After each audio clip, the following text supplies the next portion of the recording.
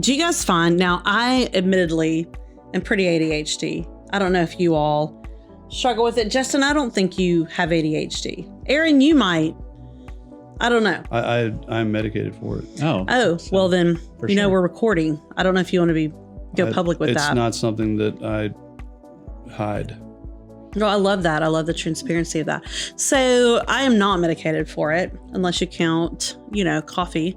But do you find as an ADHD person that you are most intensely productive 5 minutes before you have to do something else? Yes. Like, it's the worst thing that all of a sudden this superpower of focus comes into you right before you have to do another thing. It's like, and it can be something you've been trying to get focused on and doing for an hour, 2 hours, 3 days, a month. And then all of a sudden you got to be somewhere and then you can finally focus and knock it out. And you have to pull out of that and go do another thing, which you may not be ready to start on for another 2 to 3 years. I wish there was a way you could trick your brain where you have appointments set throughout the day of people that you can cancel on at the last minute.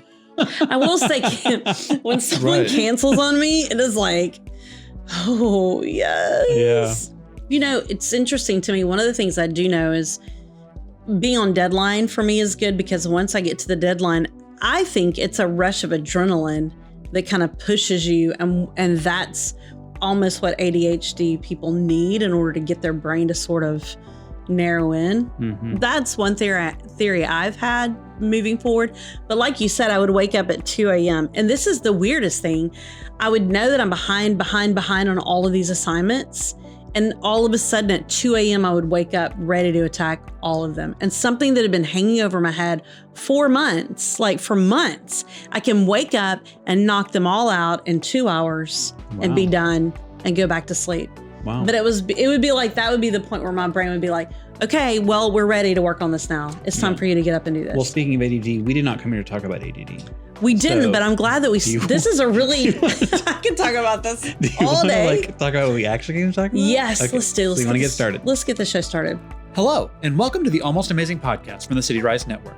Hosted by Jennifer Dennis and produced by me, Justin Kello, we're a podcast that was supposed to be focused on parenting, but we've kind of lost the plot along the way. Honestly, we don't know what this podcast is about, but we talk to incredible people who love Jesus, and our hope is to provide encouragement and fun whenever possible. If our lack of clear direction bothers you, we apologize, but no one is making you listen to this podcast, unless you're married to Jennifer.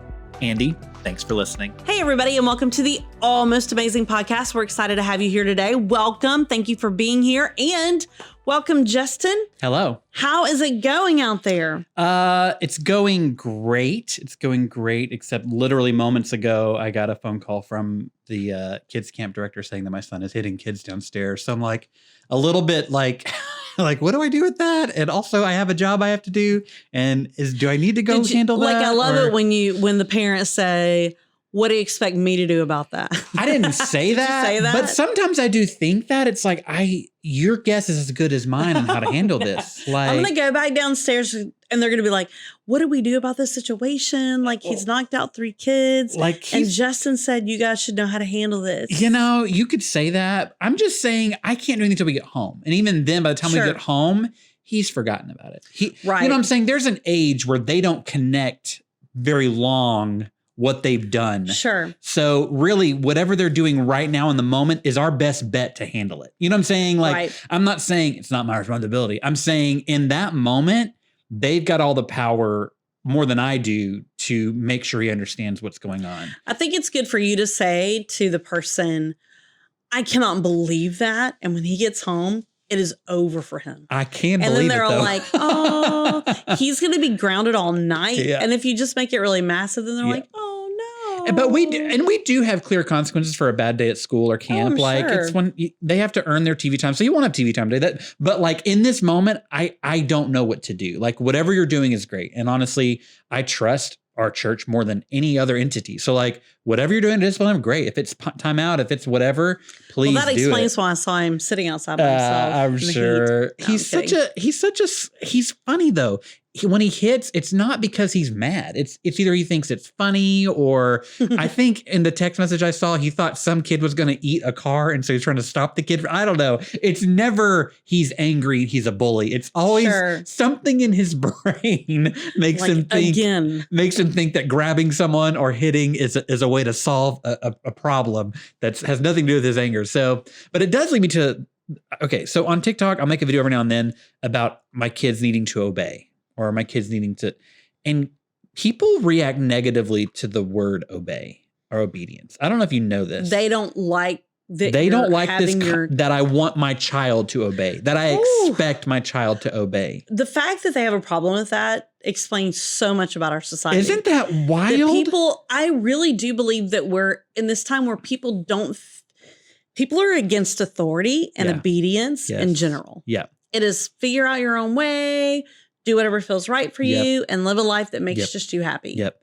It's not that does not work for community. Most recently, they were like, you need to look up what respectful parenting is, and obedience is not. And I'm like, I think obedience is a negative. I responded. I was like, obedience has a negative connotation for no reason. If I love and care for the person that I'm expecting obedience from and have their best interest at heart, it's not a negative thing. When my son's running into the street, I don't need a good listener. I need immediate, unquestioning obedience. Yes. And the only way to get immediate, unquestioning obedience is to train them in other areas to obey and then talk about it later. Like, I don't need them to like grovel at my feet, but I don't need to have to explain to them why I need them to do something every time. Absolutely. I think you're talking to the choir now. We're on board with this. It was just so, like I said, I've seen on multiple videos, people balking at this idea of your kids obeying. And I'm like, I obey my boss. I obey laws. I guess for us as Christians, it makes a lot of sense because we obey the Lord. Like, it's not as foreign, but it's been wild to me about that. People are really having a problem with So obedience. I don't have a problem with obedience. I have a problem with getting my son to obey. So that's a different conversation though. But what are you up to, Jennifer? Well, as you know, I'm heading out of town this Friday. I'm heading to Ireland for a mission trip. Can you name the city that you're going to, or is that Rosscray, Ireland? Okay, so it's a small easy to pronounce. City. Yes, it is. And it's a small city. It's in the southern kind of central part of Ireland. There's about 5,000 people there. We're going to have a VBS, which actually we have 85 kids signed up for this VBS. Wild. In this town of 5,000 people. I think that's incredible. So I'm super excited about that. I'm excited to be with the team that we have. It's a really strong team. I'm really excited that the average temperature right now, 67 degrees. Oh my gosh, it's going to be great. And let me say, our air is out at our house and we are dying. I'm staying with some friends of ours who have let us generously. This is so crazy. They are in Ireland right now and I'm staying in their home right now. Great. So it's all kind of they're sending me pictures and they're in sweatshirts and I'm so thankful to be in their home. I'm like, thank you so much. Yeah. So so this is so wild. I was using the restroom. I'm the only one in their house last night. I'm by myself. Great. And something in one of their bathrooms, I'm not kidding you, sounds like someone walking on wooden floors somewhere else in the house. Oh my gosh. And so it literally sounds like someone taking steps. Yeah. And I'm like, someone else is walking around in this house and I have no idea. So your brain goes to real intruder, not ghost. No, I can't get a ghost. Like, I've already made a deal with God. Lord, ghosts can't be real, God. I don't want to be visited. I've made a deal with spirits. All of my family members. Do not come see me. Yeah. It is off the table. So no, I don't even go down that road. Good. I am like, someone's here. Yeah. Like, someone's walking around here. But as soon as I walk out of the bathroom, I don't hear any of these noises anywhere else. Mm-hmm. It could not be anywhere else in the house. It's specifically within the pipes or something to do with the knocking around. And it's a consistent. Yeah.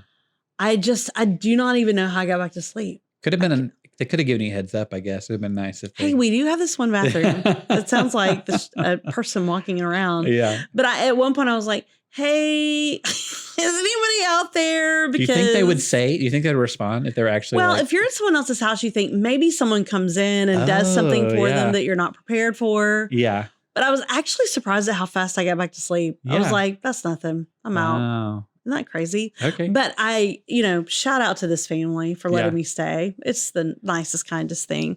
But speaking of nicest, kindest things. Yes. We have a great guest today on the show. Yeah. Aaron Senseman. Yeah. If you know him, you know that's kind of funny. He is going to talk with us today about his trip to Honduras. Yes. That's why I'm excited to welcome Aaron Senseman on the show. Welcome, Aaron. Hooray. He is the Crosspoint worship pastor, and he has just returned home from Honduras. You were there for the mission trip. Yeah, we have been going to Honduras now, I think, for about 11 or 12 years. I think that this past trip was my 10th time to go, maybe 11th. But certainly we've been doing it a very long time and have really established something special in our clinic there in the town of Santa Ana. So it is a medical clinic. It's a medical trip. Right. I have a special license to practice there. No, I was like, what? No, What? I don't. I do not. That is not true. So I go to do VBS with the kids. And so we have a medical team, and then we have a VBS team. And then we have kind of a team who serves with our medical team that does spiritual triage for the patients who come to the clinic. So I document the trip, take photos and video, and then teach music to the kids while we're down there. What I think that would be just an amazing experience. I know that when I'm on a medical trip, I'm mostly just like writing names down and then seeing what glasses fit them. Handing out waters. Giving them eye tests. So what are some of the medical needs that they're meeting on this trip?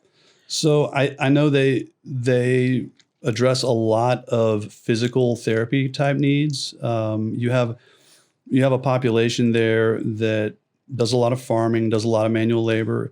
And so they come in with maybe joint complaints, or in some cases they have maybe an eating disorder or something like that needs addressing. But for the most part, it's those kinds of things, basic pediatric care, basic internal medicine care for adults. It's not, we have an ER there, but it's just a clinic. It's not, we don't do surgeries. We don't do anything like that. But we do have a dental clinic as well. We are building up our capabilities with regard to eye care. So that is something that we're also doing there. But that's good. I'll be able to go on the trip. Yeah. I've gotten pretty good at that. Yeah. Actually. So in your time, what are some words or what are some things that you would use to describe these people, kind of maybe being generalized about the heart of these people or what they're like? So they are hardworking family people. I mean, it is a very typical kind of a village life. It's a very, very small community. It's right on the border of El Salvador. It used to not even be on the map. It was very difficult for me to locate it. When people would ask me, I would try to show them. And now our clinic, I think, is on Google Maps, and it's a little bit more filled out. So that's really good. And we also have established a church there. Over the years, we've built our presence. And so we now have a pastor who we support, who has launched a church community there. And he's growing that along with his wife and daughter. And so that's really great. And so describing the people, though, they have basic medical care needs that for some it's difficult for them to get to where the care is. And so we've established this place that is pretty remote.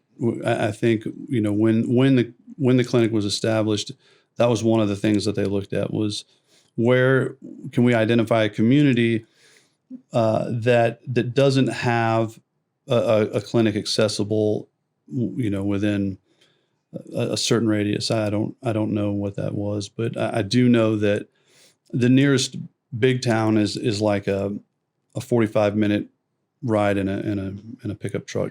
On a very winding path, correct? Yeah, that is true. So the roads have improved a lot since we first started going down there. Good. We used to have to stop in that town, Colomancagua, and take a pickup truck because the bus couldn't make it all the way down to the village, but now it can. And so that's been a big help because, we have a lot of luggage. We stock the clinic primarily on this trip.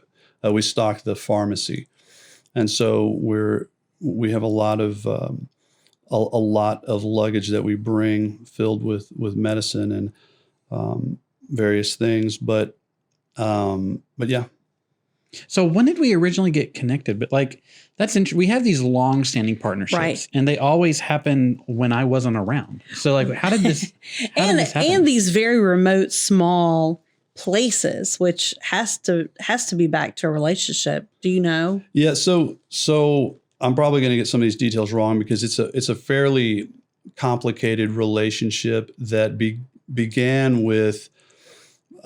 I think the person who most people who are familiar with our church would know is Dr. Steve Spann. Mm-hmm.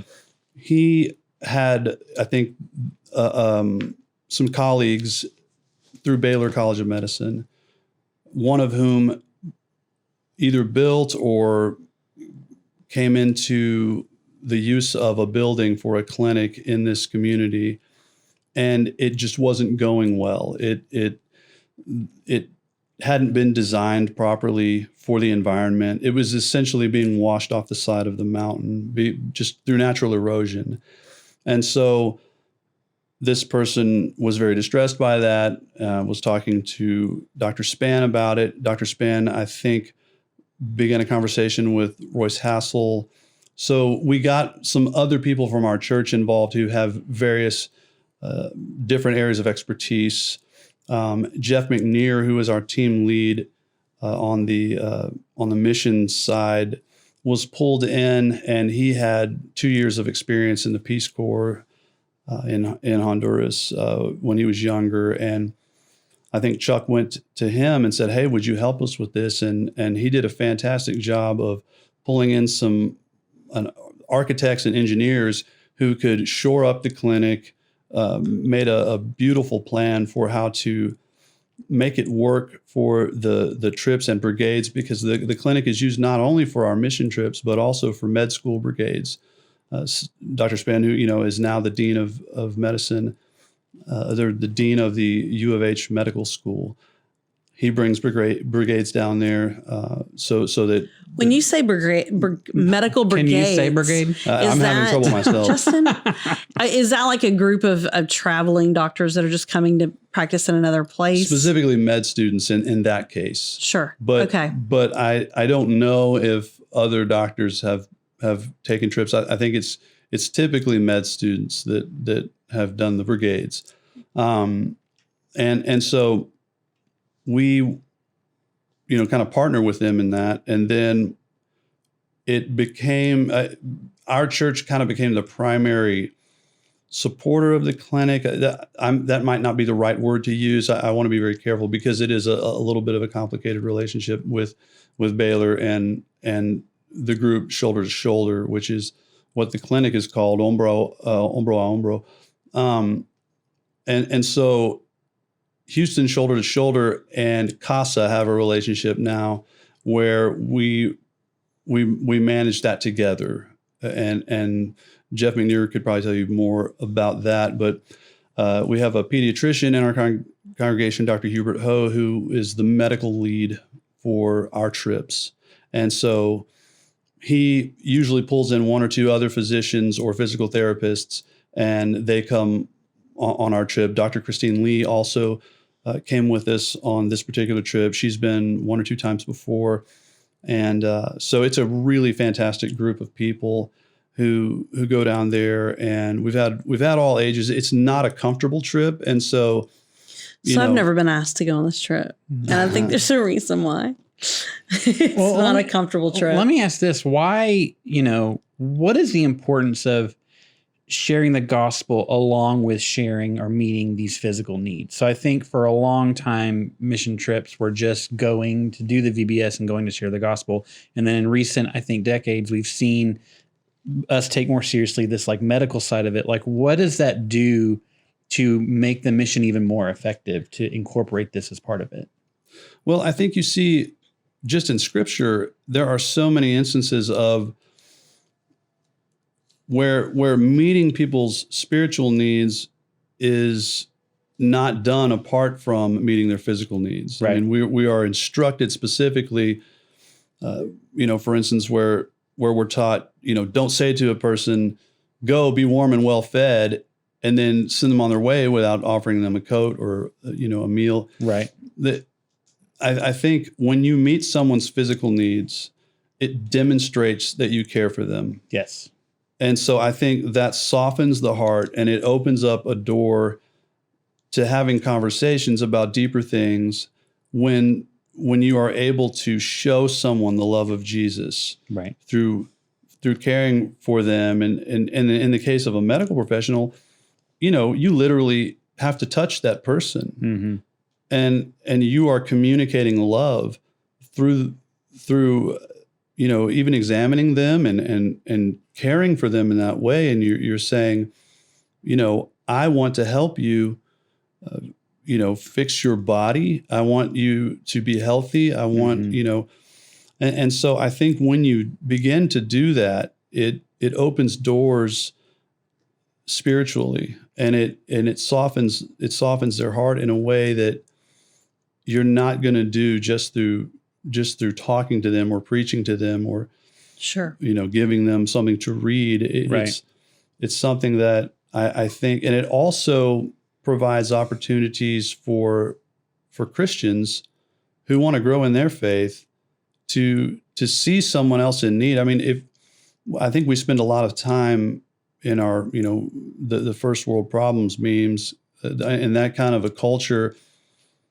We spend a lot of our time navel gazing and looking at our own situations and our own problems and our own pain. But when you go just to serve someone else, it takes the focus off of you. Right. And sometimes you have to get out of your own culture, and you have to do that so that you can grow in your faith by sharing it with others, or, just seeing that there are people who need the love of Jesus, and you might be the person to share that with them. Right. And so I think sometimes I think you're right. We are really pretty self-focused, to recognize that with the gift we have of Christ, to be able to give that away, the gift of Christ, in that it helps us, I think, to also really appreciate our faith. And when they see that you're part of God coming to help heal them, you're part of that experience. How humbling is that? Well, Jesus himself, that's what miracles were about. Miracles weren't about giving people superpowers. He didn't go through and say, now you can fly. Now you can walk through walls. He's like, hey, now you've got food. Your belly is full. Now you are healed. You're back to the way I intended you to be. He was meeting those physical needs with his miracles, not just to do a magic trick, but to really meet the need that they had. And then, they were receptive. And so I love that. I don't think there isn't a trip that we do that doesn't have some sort of physical element, whether it's providing something they need with food or clothing or I love that every single partnership we have is spiritual and physical, because I think Jesus modeled that well. So I love that. Yeah. I mean, you just ask, why did Jesus wash people's feet? Why did he do that? Mm-hmm. Well, to me, that was one of the ultimate acts of lowering yourself in that culture. I mean, think about how gross people's feet are. Yeah. Mm-hmm. And think about, especially back then, where they didn't even wear closed-toed shoes for the most part. I don't think that's something that existed. I don't know when closed-toed shoes came into being, but I don't think they had those. Right. And so people's feet were funky, dirty. There we go. And We're really spending a lot of time on this part. Yeah, we could really get into just how gross.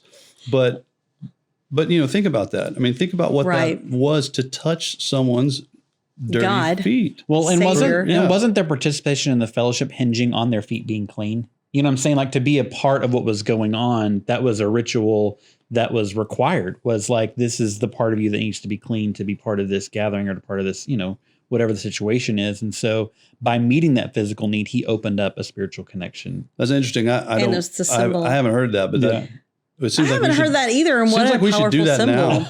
now. Some people, hey, would you mind just washing your hair over here? I mean, we'll help you out with that. This is definitely going to throw us to the left, but I'm just going to spend 1 minute there. There's a thing. Throw us to the left. This is so like off topic, and we may have to cut this out. But there's a thing now called grounding. Have you heard of this? Where people are now they're encouraging people to take off their shoes and socks and actually stand on the bare ground, the earth, to like it's supposed to be kind of healthy for you. And they've talked about how they've removed humans completely from the outdoor life and including their feet. Yeah. So now there's like a thing where you just go outside, stand on the earth barefooted. I don't mind that. So I'm trying to do that, a couple minutes a day, just get out there. Yeah. barefooted. Well, in Houston, it's hard to find a patch that isn't concrete. I had a voice coach that I was telling her I was tired one day. She goes, yeah, you need to ground yourself. This was like 30 years ago. And I said, I don't know what she said, think of white lines coming out of the earth. And I said, okay. She goes, it's just energy. Wow. And I said, I really don't know what you're talking about. White lions coming out of the earth. Lines.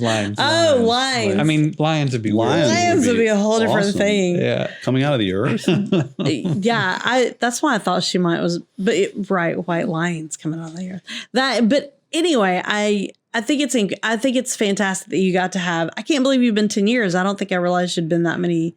Yeah, he's like the mayor down there now. He runs it. Do you have so many relationships over the time that you're looking forward to going to see, that you get to touch base with? Well, it's true that seeing the kids grow up is so cool because you see them when they're little, and then now you see them when they're too cool to talk to you, and so, but so it is funny because it's like they graduate from bicycles to motorcycles because a lot of them ride motorcycles there. And, one of the coolest stories that we heard was there was this one kid that we all loved. And his mom said that he doesn't always talk about his faith, but she says she will catch him singing the VBS songs. Like when he's off by himself or he's doing work or whatever, he'll hum those songs. And so you see that seed that we planted, even though it's like he's growing up now. He's a big boy. He's not a little kid anymore. But that seed that we planted is still there, and it comes out and in surprising ways. And so that was a really fun story to hear her talk about that. Do you guys do the VBS that we do, or do you do something completely different? So that's interesting. We have been moving more toward that, and I think it's been really good because when we first started going, it was just me and my guitar, and that was fine and fun for the kids. But we had some younger people come in to help out now, some of our translators, and they've brought like a kind of a little PA system and stuff, and so they will use some of those same songs in Spanish, and I think it added a layer of kind of dynamics that, there are things that I can do that are fun, that are a little bit different than, you can do with a more of a scripted kind of a performance. But I think that took it to a new place that was good for the kids, because I come in and do what I do, and then the others come in and then we all do this together. And there's a little bit more energy, and then it's, less important that I have so many songs, because it's just me and this little guitar. And so there are a few songs I do that the kids really seem to connect with. But I think having more of the kind of stuff that you all do with the dancing and the choreography, that helps the kids a lot. And so for the past 2 years, we've been doing a bit of a blended service, if you will. No, it's so. I think we moved on from that title of services. Right. It's a little bit of a blend. But it's been really good, and we've made a lot of solid inroads into that community, and we've also added outlying communities. When we first came, we were only doing VBS within that town, and it was kind of getting, it was kind of getting boring, I think, for some of the kids. And it was a real challenge for us, because then you have to have fresh stuff to do every day. Right. But what we realized was we could reach a lot more kids, because there's so many kids that are too far to come in for this VBS.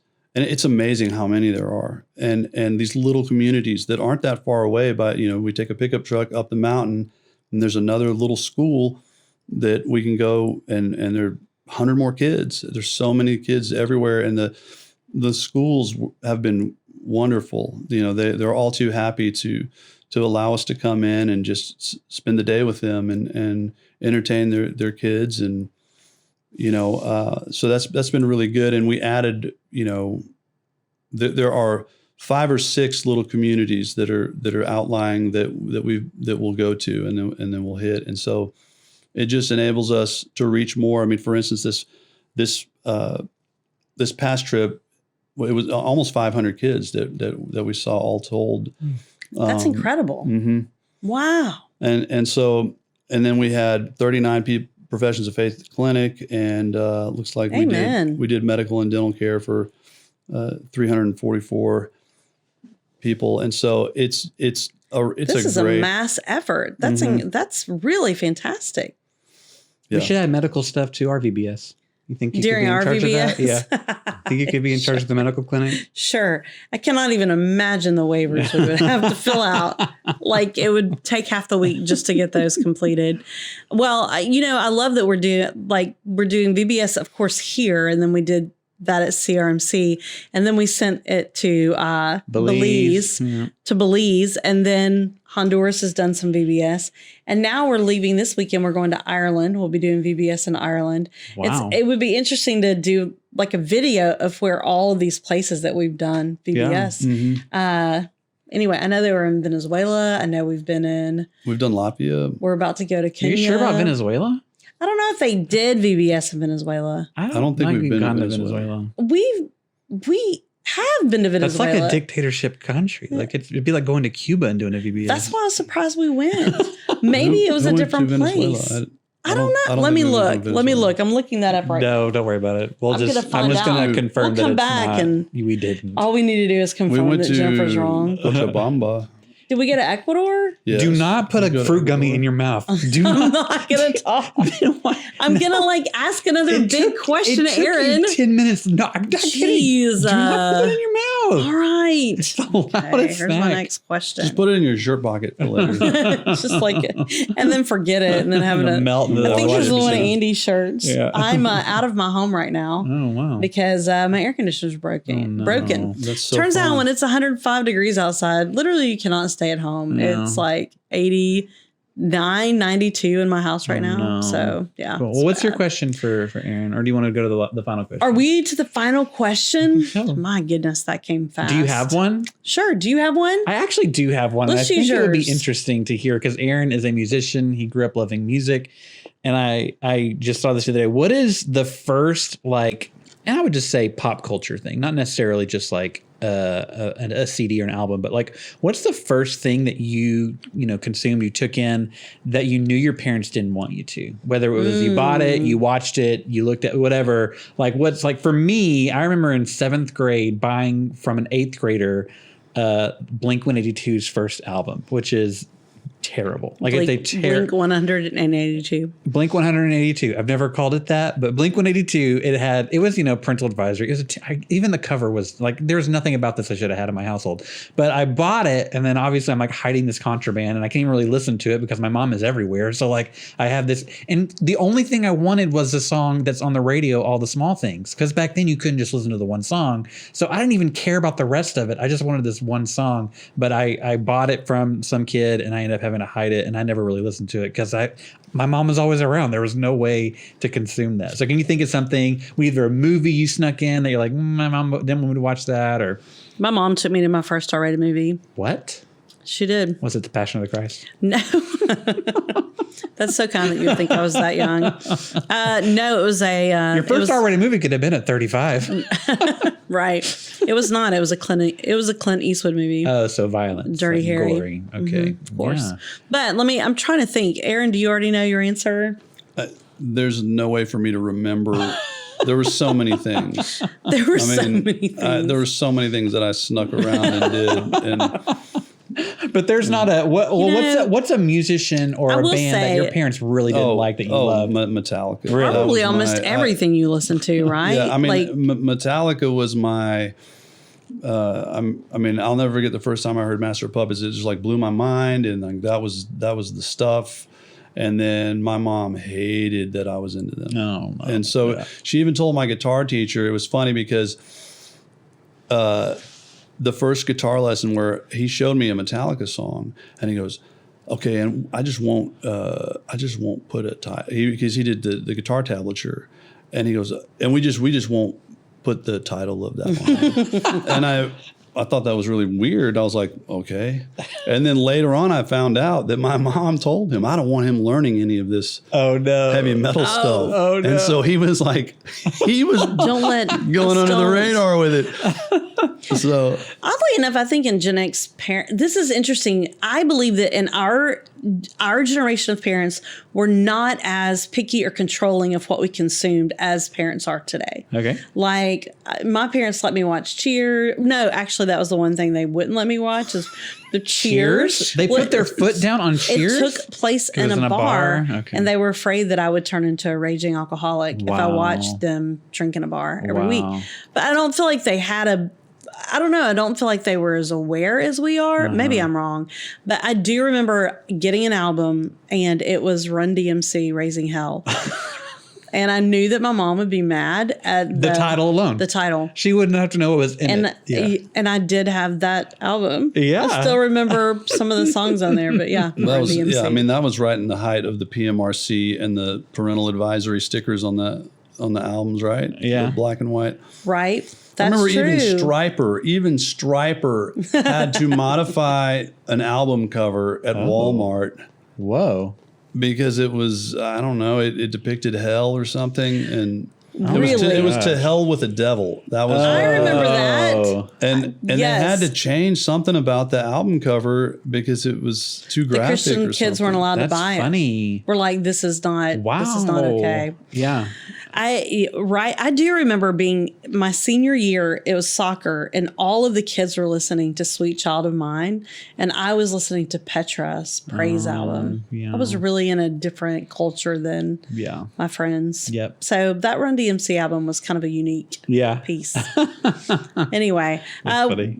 And so Aaron, everything you've already said yours. Metallica. That's a good question. Yeah, I just randomly thought of the other day. Sometimes I try and like log them away just in case. You're like, because part of your brain is like, Jennifer's definitely not gonna. One day, she's Jennifer not gonna remember this. But but thank you so much for listening today. If you enjoyed this episode, I'd love for you to share it. And also, if you want to learn more about our mission, cityrise.org/missions, we have mission trips going out throughout the year. We're kind of wrapping up our busiest season, so there may not be any applications open right now. But please keep your eyes on that webpage because we list all of them. We even updated with one 2 weeks ago that got added. So like, keep your eyes on it if you want to go and be involved in a mission trip with our organization. Be praying for Jennifer, who leaves for Ireland in a couple of days to go and be a part of a new worker there. I'll come back and tell you all about it. There's a church partner there who's been working, and so we never go into a community like we're in charge. Like we always go in to serve a partner, to serve a local minister, to serve a local family that's been ministering to that community. And so I'm excited about the Ireland one. So if you want to learn more, cityrise.org/missions. If you can rate, review, and subscribe, that'd be great. If you watch this on YouTube, like it. It's free. It's free to like it, guys. Just press the like button. That helps us in the algorithm. And as always, you can email us at podcast@cityrise.org if you have any suggestions for people that you think we can talk to. Well, Aaron, it's been so good having you back on the show. This is your second episode with us. Yeah. So welcome back. Thank you, Justin. And thank you guys for joining us. We're so happy to have you. We hope you've had an almost amazing time on the Almost Amazing Podcast. Thanks for listening to the Almost Amazing Podcast from the CityRise Network, based in Houston, Texas. CityRise is a partnership of church campuses, nonprofits, and missionaries devoted to lifting our city and the world by generously giving the gospel of Jesus Christ. For more information or to find a church campus close to you in the Houston area, visit cityrise.org.